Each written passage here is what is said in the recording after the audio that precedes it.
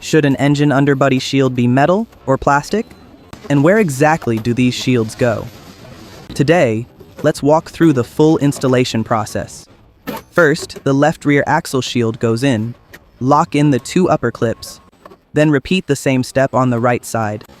Next, use a preset torque electric tool to tighten the 4 bolts securing both side shields. Now comes the center tunnel shield. Since it protects the high-temperature catalytic converter, this one is made of metal. Snap in the 4 clips. Then install the rear center shield and tighten the 2 bolts. Make sure every clip is fully seated. Next, install the right side lower shield and secure it with 7 nuts.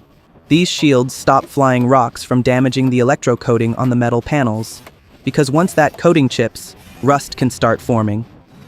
The left side shield also protects the brake lines near the rear wheel. And here is something most people do not realize. These shields also help guide airflow under the car. Now install the fuel line shield. Then move to the rear right lower shield. Secure it with 2 nuts and 3 bolts.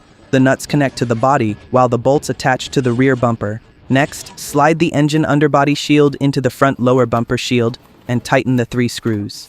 Finally, the operator goes around and tightens the remaining 14 bolts underneath the car.